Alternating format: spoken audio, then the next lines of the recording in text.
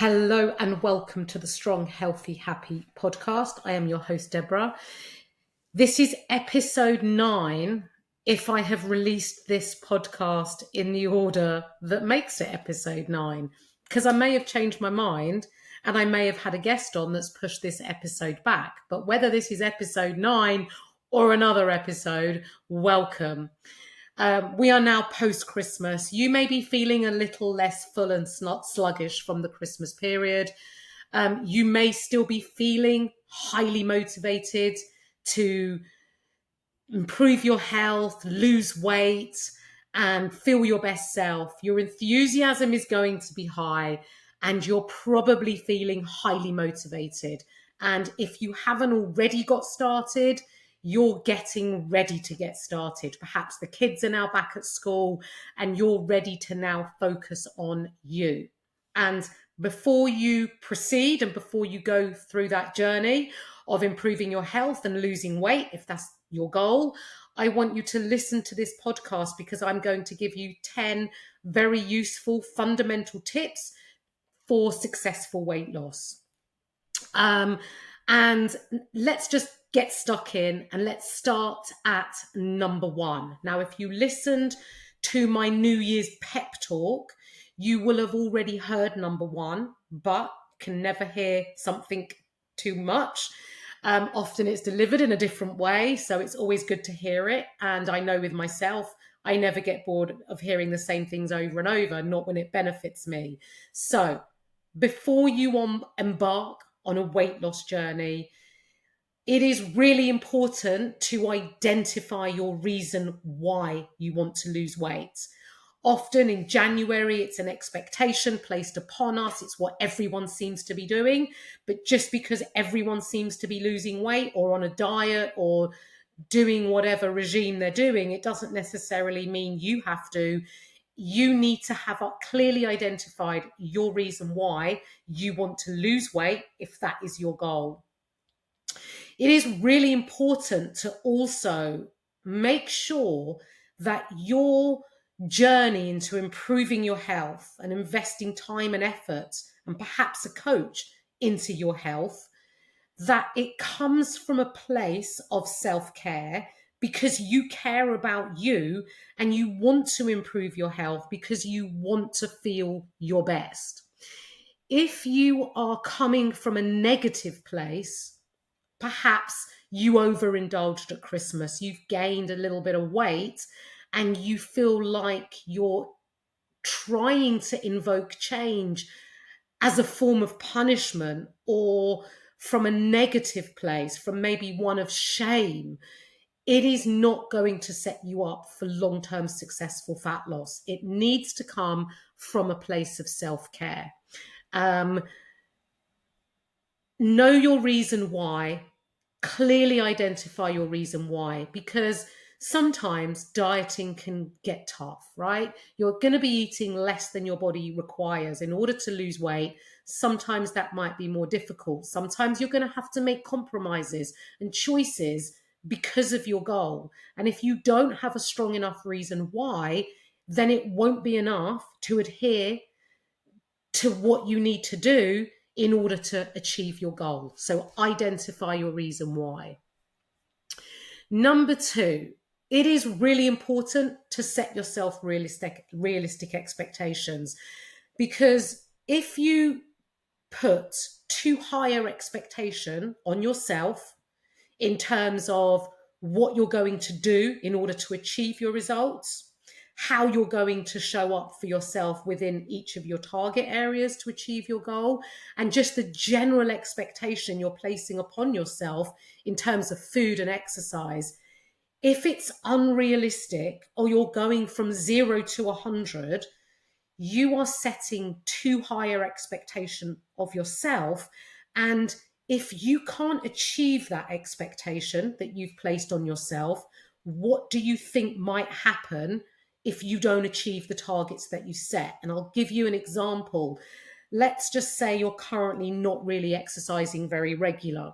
And then for January, New Year, and all the enthusiasm, you decide you're going to be going to the gym 5 times a week, or whatever your chosen exercise is. You're going to be doing 5 workouts a week. Now, from going to not really exercising at all to 5 a week is a big ask. Can you do that every week for the foreseeable future? And if the answer is no, that expectation is too high. You want to set an expectation that you can see yourself doing consistently over time, no matter what area of your health and weight loss journey you're going to apply it to. So whether that's your diet, whether that's your exercise, whether it's your steps, whatever it might be, set yourself realistic expectations. It is better to set lower expectations, but perhaps exceed them, than set them too high and feel like you failed. Number 3, sorry, I've got notes today and I'm scrolling down. Number 3 is your nutrition. Now, in order to lose body fat, to lose weight, you need to eat less calories than you expend. So your intake is going to be less than your expenditure. And you only need to be in a small calorie deficit in order to lose weight. If you try and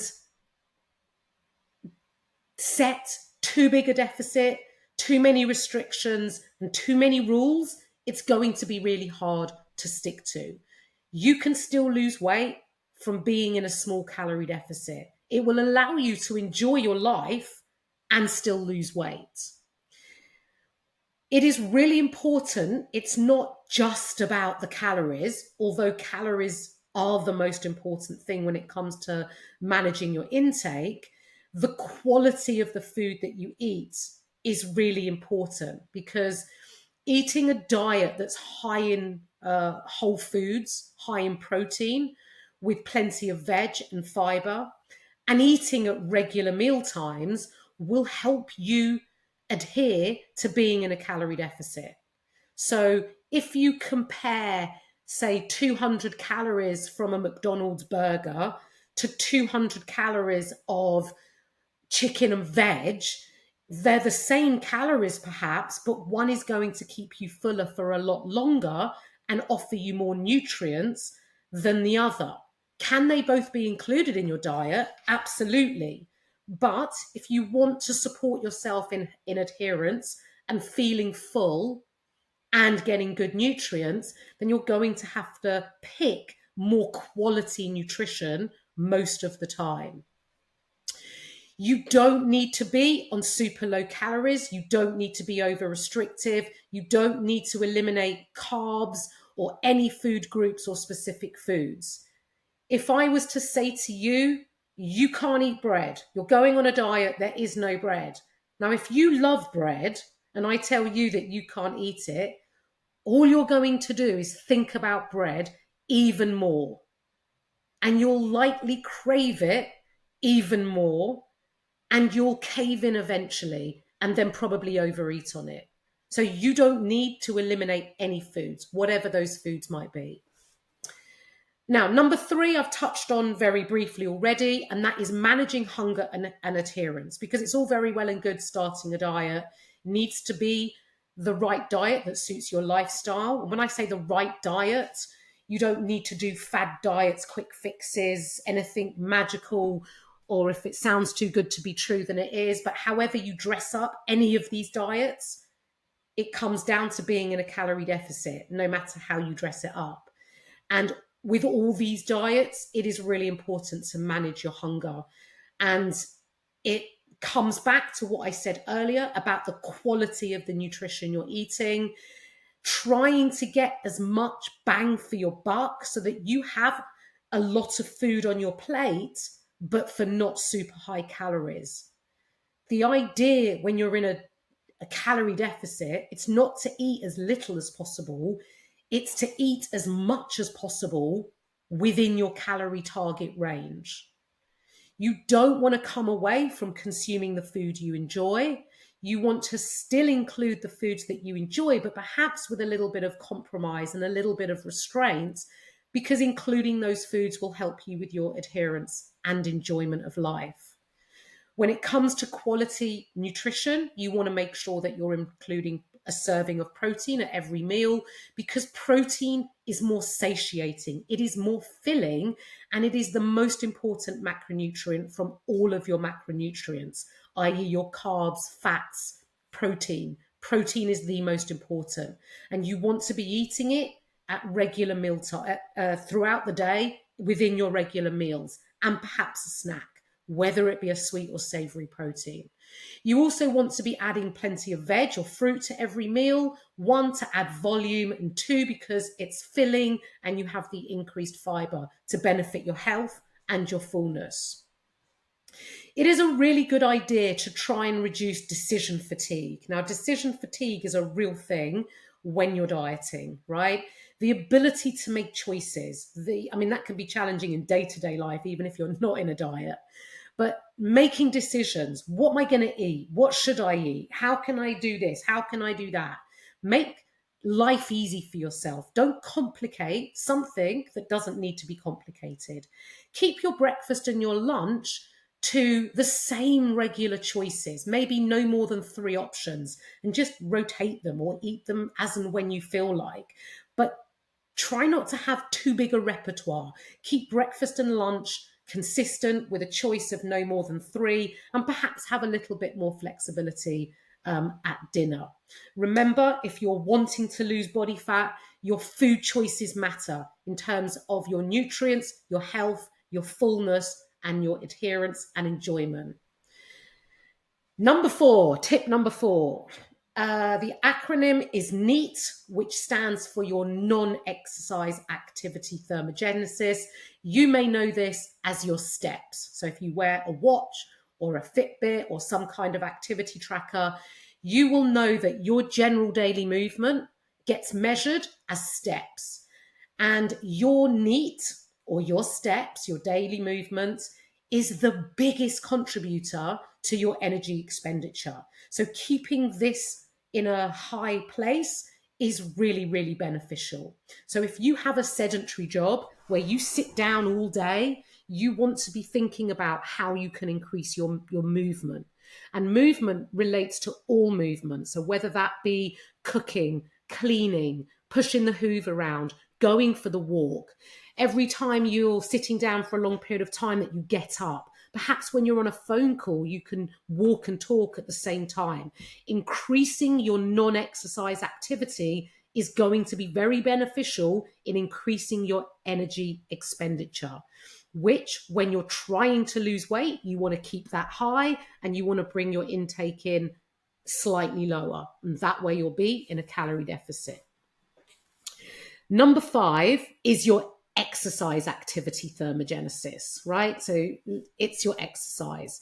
Now, no matter what form of exercise you choose to take part in, just bear in mind that your exercise is the least contributor to your energy expenditure. Now, that doesn't mean, don't bother doing it, because there's every reason to exercise, because it benefits your health, your long-term health, and it also impacts not just the longevity of your life, but also the quality of your life.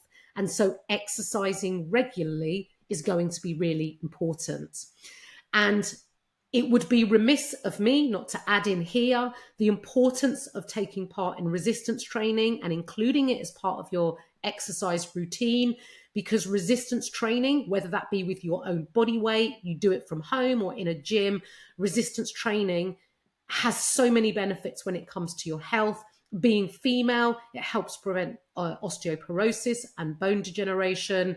It is really important as you age, and resistance training keeps you strong. It helps your mental well-being, and there are so many long-term benefits and illness and long-term disease prevention. There is every reason to be including resistance training. Tip number 6 is it's known as your TEF, which is your thermic effect on food, aka your digestion. Now, this is another reason. Now, you might be thinking, what the hell has my digestion got to do with my fat loss? It has everything to do with your fat loss, because it is another reason for you to have a high protein diet, because you expend approximately 30% of the calories you consume from protein to break it down and digest it. Fats, carbs, they are much, much, much lower in comparison. So not only will you get all the other benefits from consuming protein at regular intervals throughout your day in terms of fullness and satiety, it will also increase the amount of calories you use to expend when you're breaking down and digesting the food that you consume that is protein based. So your digestion will also contribute to your energy expenditure. Now, another top tip to successful fat loss, and one that's really underrated, and I know in my experience as a coach, is I get asked, how long will it take me to achieve my goal? And it's how long is a piece of string, really. And this next top tip is all about patience, because I know you want to see results right now, if not yesterday. But remember, you didn't gain your body fat overnight, and you won't lose it overnight. You may not lose it in a week, or even 2 weeks, or even a month, or even a couple of months. You need to be patient. And in our world of instant gratification, I know it's hard to exercise patience. And I know it's going to feel frustrating. And I know that you want to see results in order to keep you motivated and to keep you working towards your goal. You will make progress, but you do need to give yourself patience. Everybody is different, and some people respond differently at different rates. And depending how big your deficit is and how high your expenditure is, will depend on how patient you need to be. If you become impatient and you quit because you don't feel like you're getting results, you're perhaps wondering, is this worth it because you're not seeing results? This is when you need to remember your why, because that reason why is going to keep you from quitting, and continue being patient. Number 8, consistency.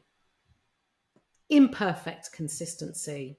So you need to be consistent. You can't do something for 2 days and expect to see results. You can't do something for a week and expect to see results. In order for you to feel good, and remember, this is all about feeling good, the weight loss will happen as a byproduct. If you aren't consistent and you quit every time something doesn't go right or doesn't go to plan, you will never get the results that you want. So remember, you don't need to do things perfectly. You don't need to stick to your diet perfectly. You don't need to tick off every single exercise session. You don't need to hit your 10,000 steps every single day. Ideally, in an ideal optimal world, of course you do. But sometimes life gets in the way, and recognizing that you can't always be perfect will make the difference to you making more progress when you accept imperfect action, as opposed to striving for perfection and then quitting every time you can't do things perfectly. So be imperfectly consistent. It will serve you well. You don't want to give up every time you hit a bump in the road, or every time something doesn't quite go to plan, or you ate something you shouldn't have. Just carry on being consistent along with exercising your patience. Top tip number 9, enjoying the process. So enjoying the process. What is the process? Let's talk about the process. What is the process, right? The process is all the things that you get to do to move closer to your goal. Now, I use the word get to do because you don't have to do anything. You're an adult and you can make your own decisions.